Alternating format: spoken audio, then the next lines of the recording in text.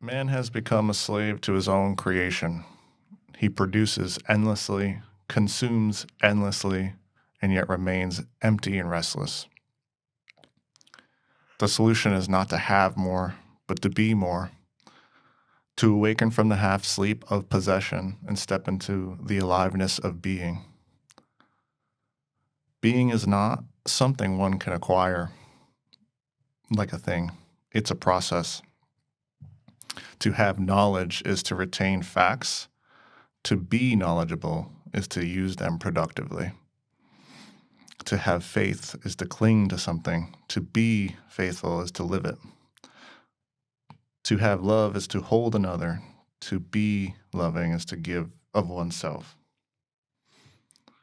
And so this is a quote from Erich Fromm, who's a social psychologist, and I stumbled upon this guy and this kind of ideology because I was talking with someone about Jiu-Jitsu, classic, and I recognized that I didn't say I have a black belt.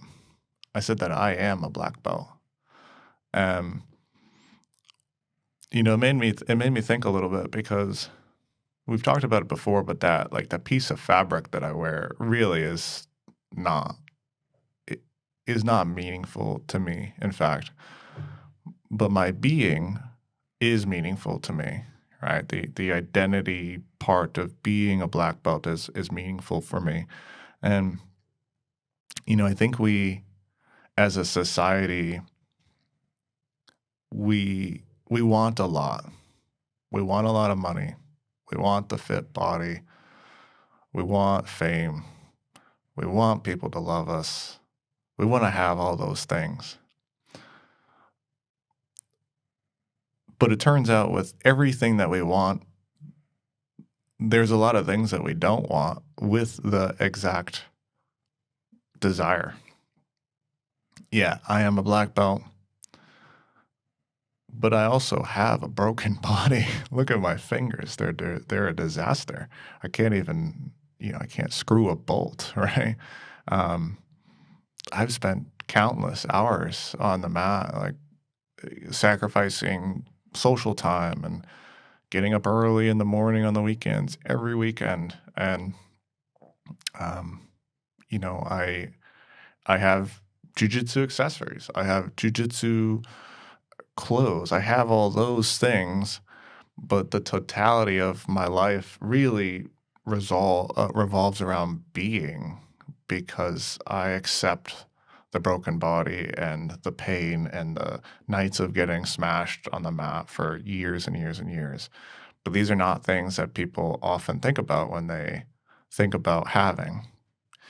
What comes with the idea of being, I wanna be an entrepreneur. Okay, great. So what is it that you want? I want a lot of money and freedom. Okay.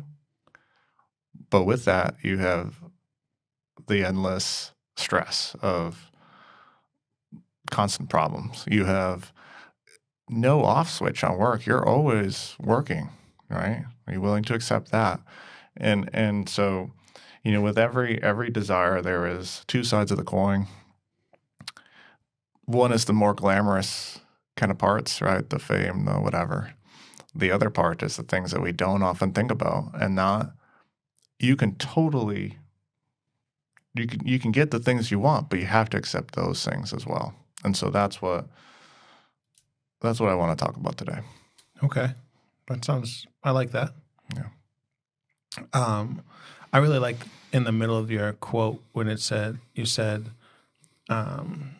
having knowledge is to retain the facts. And then what do you say about to be knowledgeable is to be knowledgeable is to use them productively. Yeah. I think that society glamorizes having. And I think we've fallen into this trap where having everything we see on all of our devices, everything we see around us is somebody trying to sell you something, I mean, really, if you really want to just break it down, right? It's a marketing program. And then we're so constantly bombarded with that number one, we normalize it. And then number two, it's like, I think we do this. I'll give you an example, right? There's this, when I was back in retail, there was this thing, it was like 4 to the floor and we'll sell more. Meaning like somebody is looking at something, you give them 4 options because they're going to take one of them. They're going to. If you give them one option, they'll be like, no, I'm not sure about that. But if you give them 4, they'll be like, well, I know I don't want this one and I'm not sure about that one, but I'll take these 2. And I think that's what we do now as a society. We're like, we know we're being programmed. We know we're being, manipulated. We know we're being marketed to. So we're like, all right, well, we'll just take this one. It's right. Like, and now we do that day in and day out and day in and day out. And all of a sudden it's like, oh, I got to have this. Oh, my kid needs to have that. I got to have this for them. I'm not even doing it for myself. I'm doing it for them or for this or that. But ultimately, it always keeps coming back to, I got to have X, Y, Z. Yeah. And it's what he's trying to tell us, I believe, is it's not about having. It's about being. And that idea is so foreign to so many of us that it might even take us a little time to break that down. What does it mean to just be? Yeah. Being is a process, having is possession. And, a good, kind of a good example of this for many of us, and we deal with this, we've dealt with this, was I suppose like having an education, right? I'm only going to college so that I can have that piece of paper, right? And so when we desire to have and we desire to possess, in fact, what ends up happening is that we take any means to achieve that, right? Any pathway towards having is justified. Almost any pathway, right? I can't really, like, for most of us, we have the morality of like, well, we're not going to steal or, whatever. Right. But any other pathway that we've deemed moral is totally acceptable. Go to college, cheat, use AI, copy pastes, do all the things, because at the end of the day, it doesn't matter. You got your piece of paper, you win, right? But being educated, you can't do those things and be educated. And we don't think like that. We're not trained to think like that. We're not trained to think like, oh, you want to be a fighter? Okay, great. Live like a fighter, accept all the things that come with that. The discipline and the pain. You want to be a writer, right? Well, you're not a writer because you sell a bestseller or you write a bestseller. You're a writer because you write, right? You're an author because you publish. And so, when we think about the things we want, it's often centered around these glorious outcomes. I won the fight. I wrote the bestseller. I've got the fit body. I've got the things. But it's not real. It's not real, right? And the only real thing is the process of being. Yeah. I think it's like I have an engineering degree versus I am an engineer. Right. Right. Someone that can go out and get the engineering degree because they went to school and they did the things, but what does it mean to be an engineer? It means someone that actually lived through the process of the late nights, the studying, the learning, the understanding of the Greeks and where it came from and the theory and then the math and actually working through building something and then seeing the results and seeing it fail and trying again and working through all of that, where eventually now I am an engineer, right? It's the same thing as, like you talked about, being a black belt. Like, sure, I mean, it's something that people look up to and they aspire to be, but maybe they just look up to and aspire to have. Right? They aspire to have the black belt around their waist because that signifies and symbolizes so many things in their mind, but ultimately they have no idea how many surgeries you've been through, how many times you've had to come off the mat and combat that and come back through the mat and lay and can't sleep at night because you twisted your shoulder and you got ice on your back and this physical and mental anguish that goes through all of that. It's topical because I couldn't sleep the last 2 nights because I pulled my back so bad. Right. And that's as a black belt, right? So it doesn't even end then. Right. But ultimately, what they see is this person that's put in a lot of work and got what they perceive they want to have. Right. I have even you can take it even a step further. I want to have those skills. I want to have the belt, right? But you don't want to live it. Like anyone who is anything, you're an entrepreneur. You live that. You don't get to just acquire that and pick it up, buy it off the shelf. You are that. Yeah, trust me, you're not wrong. I'm going through this entrepreneurial process now, and yeah, I did it 100% because I want to have a profitable business that serves me when I'm not there, and that helps the community, and that makes people feel good. And I did it for my head for all the right reasons. Almost all of them were the havings, and through the process of doing that, I have developed into the being. I am an entrepreneur. I am the guy that's laying awake at night thinking about what went wrong, what I can change, what I can do differently, how I can be better, and didn't know that was going to happen. I think you said something, maybe it was recently or maybe even earlier in this thing about the shadow side of everything. Right? When you work through the being, and I'm going to quote the Dalai Lama again. I did that recently. And, I forgot to say that it was from the Dalai Lama in one of these podcasts, right? The humans, we are not human doings, we're human beings. Mm-hmm. But the human being, all of us have this shadow side, this other side that is not glamorous, that requires washing, that requires cleaning, that requires love and affection. And we put all of that down whenever we focus on having. We step aside from all of the things that we know are true. And maybe that's part of it. Maybe that's why it's so easy for us to live in the society of having, because when you're just focused on having, you can have false purpose. Right? How long can you go focused on just having enough money to buy your kids what you think is important to them, or buying vacations, or buying homes, or buying these things that will make you in the short frame feel better, right, while avoiding what it means to just be. Mm-hmm. Like, I mean, how many times? I'll give you an example. You buy a house. How happy are you?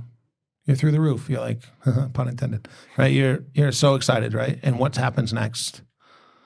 The very first thing you do when you stand in your kitchen is go, I need new plates. I need new this. I need a chair that fits in this space. I need to change the color of that wall. I need to have this. I need to have that. I need to change this for that. Mm-hmm. How often do you just sit in the middle of your house and go, wow, I'm so cool. It's raining outside and I'm not getting wet. Yeah. It's cold outside and my heater works.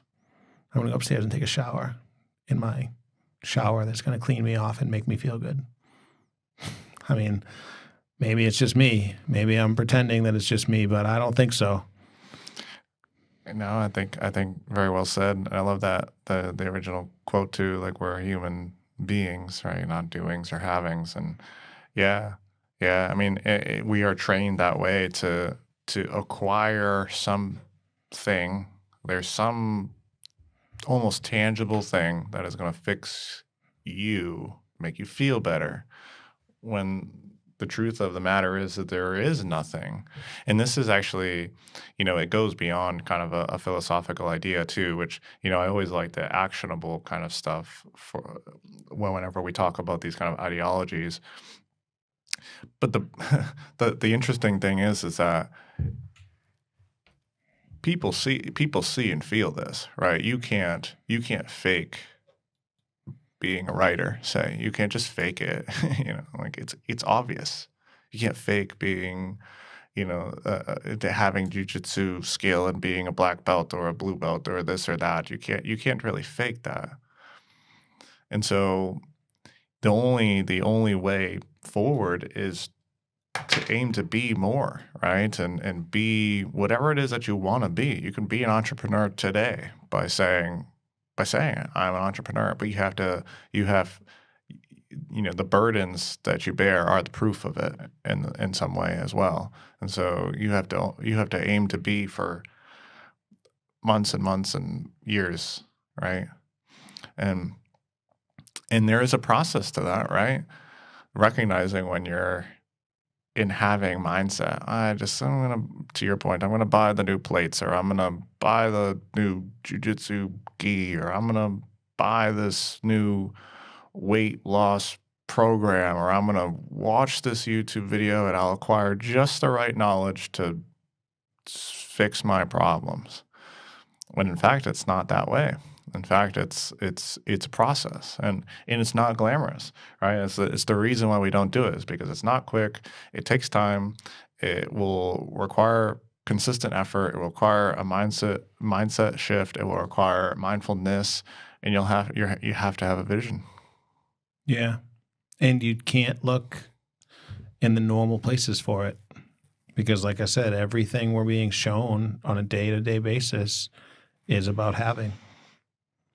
I mean, there's nothing out there that's like, you don't flip open your phone and be like, how would you like to put in 7 years of your life for this? And nobody, that's like, nope. Yeah. Nope. Okay, passing. No, thank you. Right. And then, but we teach our kids, we're like, all right, you're going to go to school, you're going to get a good degree, and then you're going to be this. Like, we know inherently that's what it takes. Yeah. But we're like, but society's like, nope, let's just keep feeding you what we want you to see, because then we sell more, and then we get more money, then we get more fame and more success and more stockholders and all the things. But ultimately, if anything you want to be, and I think that's one of the wild things about how life really is this way. Like these it's these like old adages, right? These sayings. You can be anything you want to be. True. Mm-hmm. It's Peyton Manning commercial right now.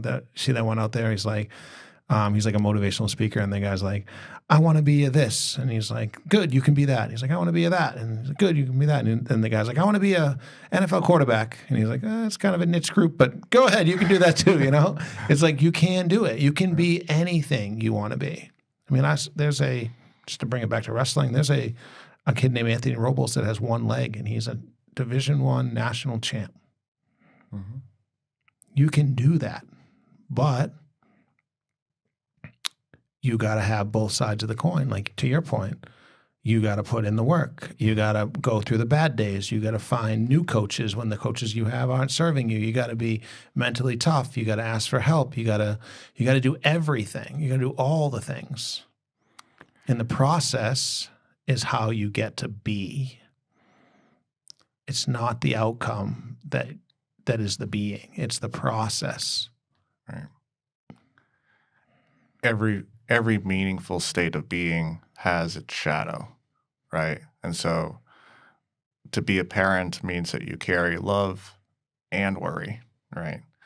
To be an artist means you carry incredible skill, but incredible doubt about yourself as well. To be a fighter means you carry a lot of discipline. You show up, you do things, you endure, but you also have a lot of pain, right? And you also have to give up stuff.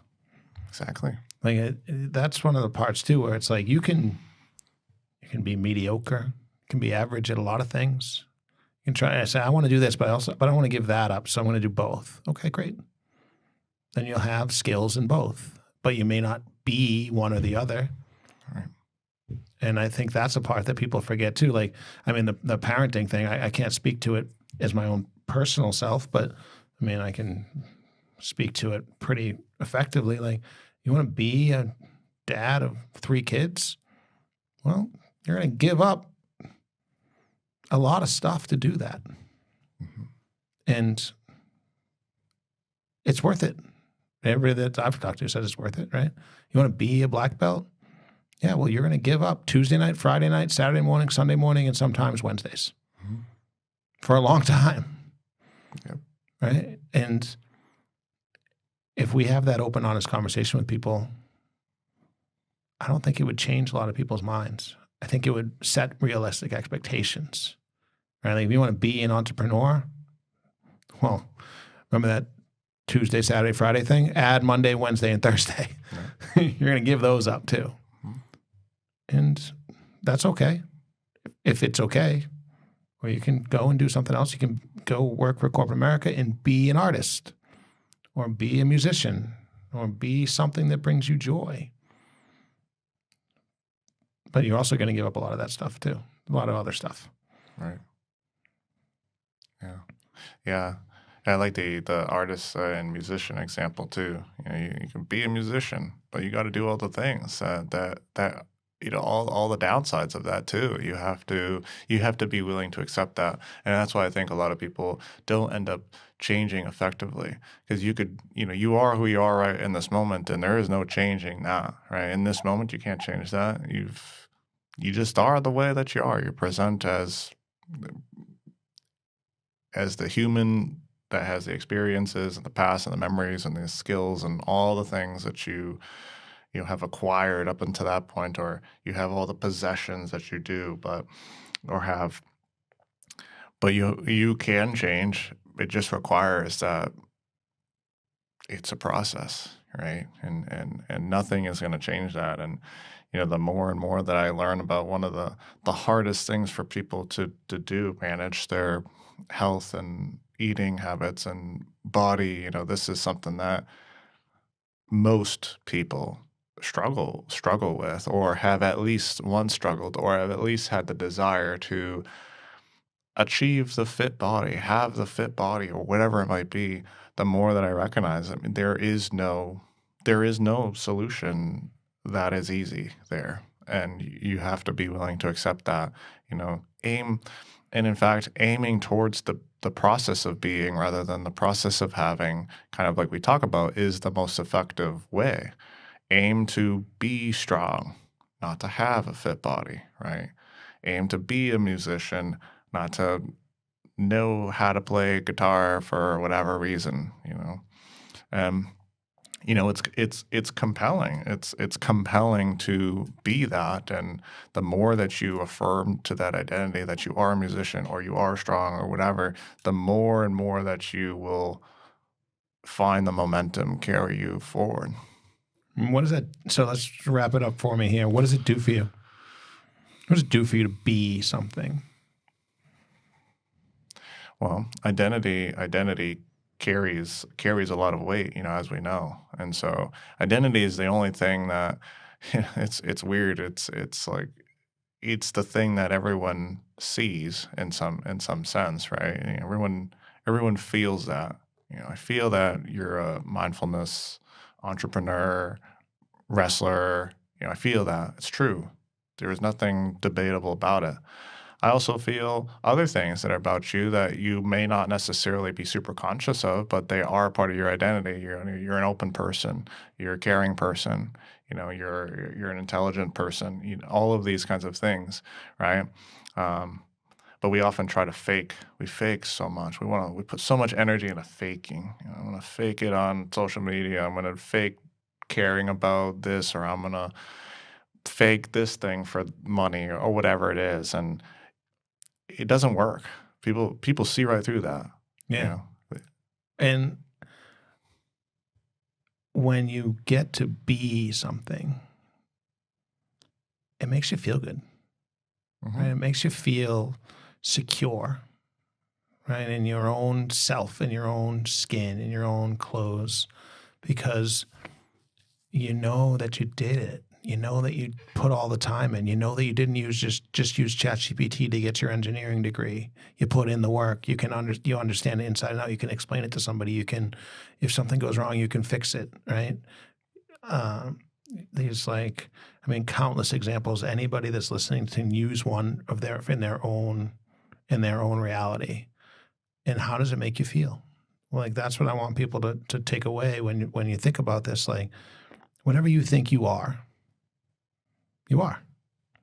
And how does it make you feel? And I hope it makes you feel good. I hope it makes you feel secure in your surroundings. And if you don't have all the skills in all the world and all the things, I'm not a handy guy, right? I'm just not. I won't even pretend I am.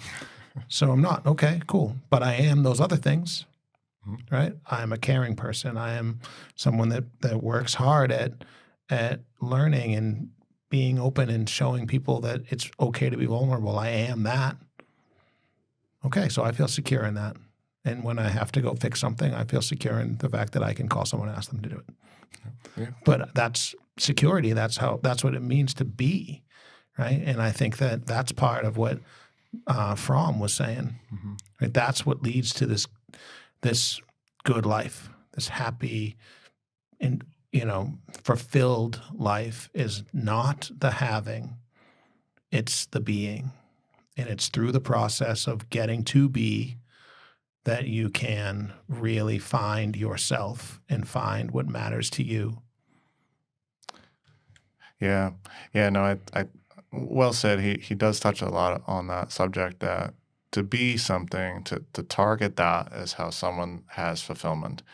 Who are you if you lose all your possessions, right? Lose your house, lose your job, lose whatever. Who are you, right? And is that a good feeling?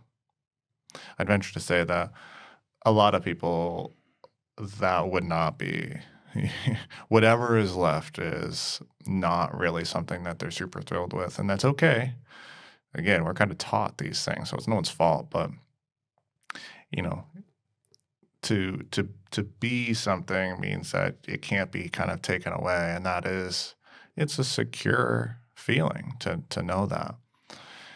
I think if someone were to like journal about this and they started a sentence with like, I am, what is revealed? Mad Lib, fill it out. I am blank. Okay, go. Write for 5 minutes on that. What are you? Right? And how much is revealed through that?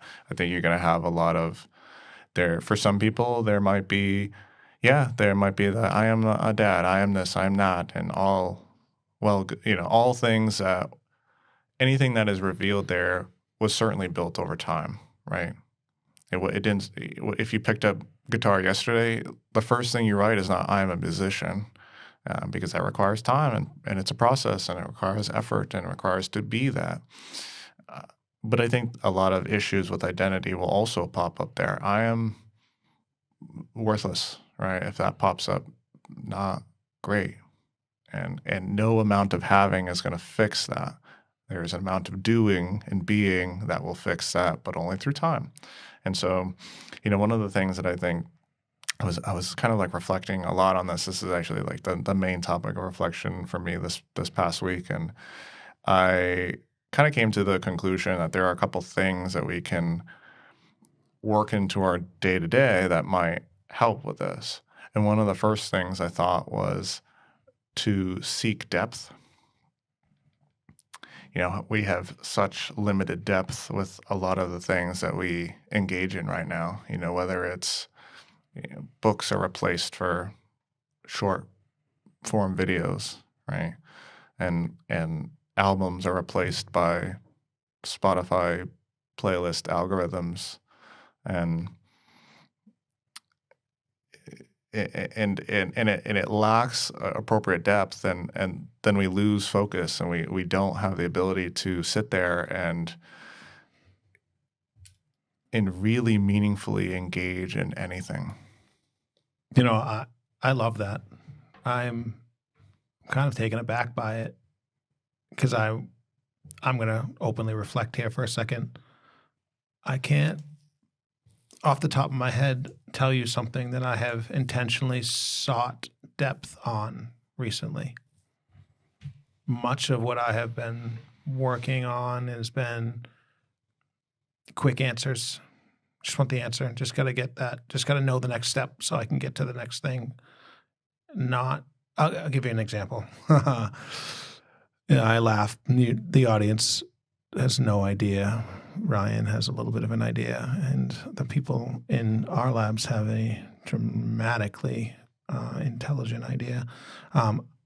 So we have these tubs. One is hot, one is cold. They have a pH reading. They have an alkalinity reading. They have a chlorinated reading. And they have bubbles that aren't supposed to be there.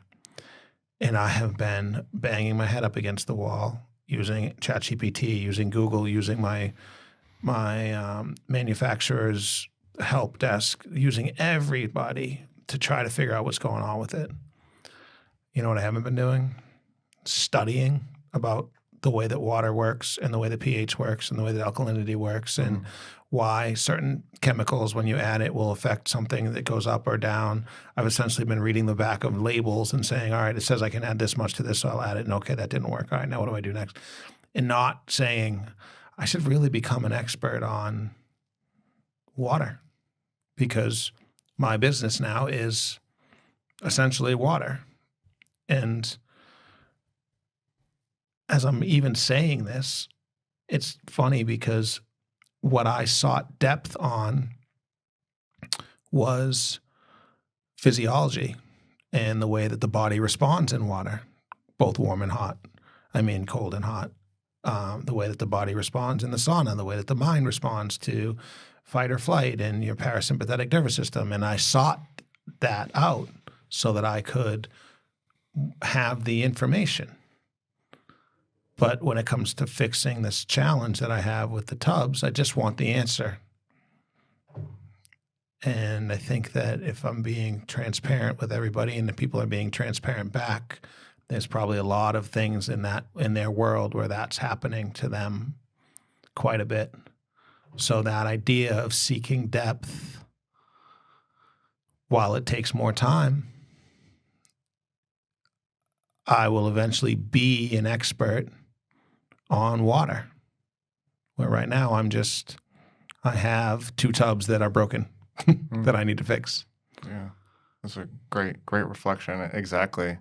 Our oceans are 10 miles wide and an inch deep when, in fact, that's not a very great ocean.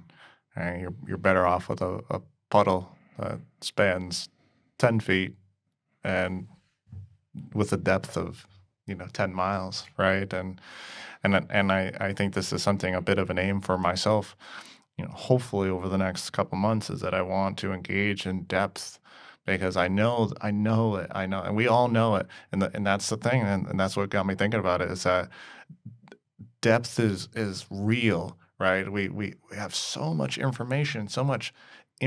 There's information on every different topic. We know about every different topic now, but we have no real knowledge because it's all superficial. It's just enough knowledge to be dangerous. In fact, I know a little bit about psychology, and so you've got this and you've got that. It's so dangerous. Or a little bit about health. It's so dangerous. And so yeah, on these things, like trying to seek depth, and I know it's hard because our brains are now, we're up against the grain with the physiology and the neurobiology of the brain, where it seeks novelty. So it's like, okay, I got my short-term, information filled. Next video, next this, next that. Have this. I need new plates. I need this, and it's all new. And brain loves novelty. But yeah, we need to embrace depth. I think we could do another entire discussion on this deeper. You want to go deeper on this one? I would love to. Man, you really made me reflect on this.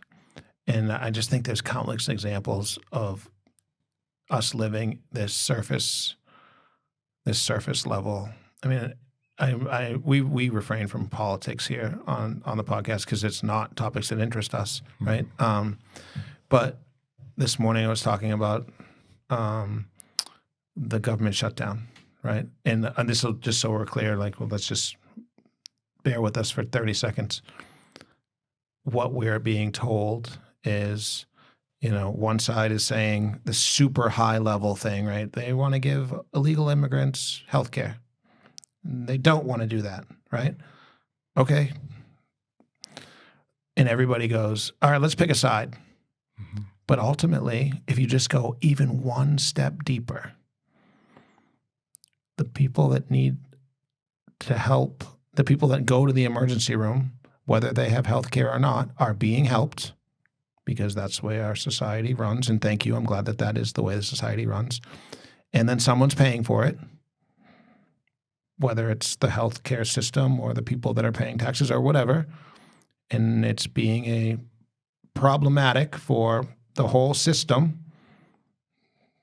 That's just one step deeper. Mm-hmm. You can start to say, oh man, both sides have a point. Instead of like, no way, F you, you're the bad guy. No way, F you, you don't want to do that. That's the bad thing. That's like the surface level. Even one step deeper in your understanding, and you start to say, oh man, there's really something here. We should probably try to figure that out. And then if you go another step deeper, you would go, oh wow, that's really a problem that we should work on. And one step deeper, and before you know it, you're like, wow, there's a really complex and challenged issue here. Yeah, the healthcare insurance industrial complex has 1,000 layers and things that you would not even, I'm probably 100 layers deep just because I'm in it, but there's 10,000 more for me to go. And yeah, it's not an easy problem. Yeah, and it's not one of the places I choose to go deeper. And that's the thing. None of us do, right? So then we just become experts all of a sudden at this, So, but the idea of going deeper, I think it would be more intentional and lead more to, I know I'll feel better as I become an expert on water now that I have a situation that requires me to become an expert on water. Whereas right now, I'm just feeling upset and frustrated and challenged because the label didn't do what the thing said it was going to do because I didn't have the knowledge around which one was going to make the pH go up or down and why that matters and what the range is and why little stick turns yellow. That one I still can't figure out. And like that type of stuff. Yeah. So I think that's such a valid and such a great point. Yeah. I'm glad you brought it up today. Great. Yeah. But being is positively reinforcing too. You're, as long as you're doing the thing that needs to be done, you're winning, right? If you're chasing the have, you're not. The outcome is going to frustrate you. However long it takes is going to frustrate you. You're going to give up because you don't have the self fulfilling aspects that are behind identity. If you are a water expert, you will do all the things that a water expert probably does. Otherwise, you don't believe yourself to be, right? I'm not a runner, so I don't run, right? If I wanted to be a runner, I would run. I'd do all the things. I'd buy the shoes. I'd do this, do that, and just like keep doing those things. And eventually, I would be a runner, right? Very easy. I don't need to like concern myself with running the Boston Marathon, right? Why? If I'm trying to run and want to run the Boston Marathon and I want to have that accomplishment, well, I'm going to get frustrated when I'm tired and gassed on a mile-long run, right? But if I do my mile-long run and I'm tired and gassed, it's like, great, I'm doing the things of a runner, right? And so yeah, I think seeking depth, focusing on the more real, longer aspects of the things we do on an everyday basis. Read books instead of watching short-term videos. Study the problems that need solutions. Go for a long walk without your phone. Cook a meal and then perfect it, right? Perfect a family recipe. Don't just go on a short video and like, well, I'll throw this together. No, like perfect it. Try it a couple times, right? That's meaningful, right? That's super meaningful. Build a skill. Understand your friends, right? Instead of looking for new friends and trying to find new kind of experiences with them, understand them, right? If you're doing jiu-jitsu, practice one move. Like really practice that and look at all the aspects of that move or concept, right? Really focus in on that. Don't just keep jumping from YouTube to YouTube video, like saying, well, that one doesn't work. Let me try the next one. Maybe that will work. No, and so if you can seek depth and focus on the being, then I think that solves a lot of our problems because that's real. I couldn't agree more. Cool. It's hard, but it's I hope we inspired some people to think about it differently. That's the goal. Well, yeah, if you enjoyed this episode or all of our other ones, please, yeah, drop us a follow or a like or whatever interactions are up there on Spotify and Apple and all that jazz. If you want to hear more, please reach out to us. I'm more than happy to field that, and then we will catch you next time.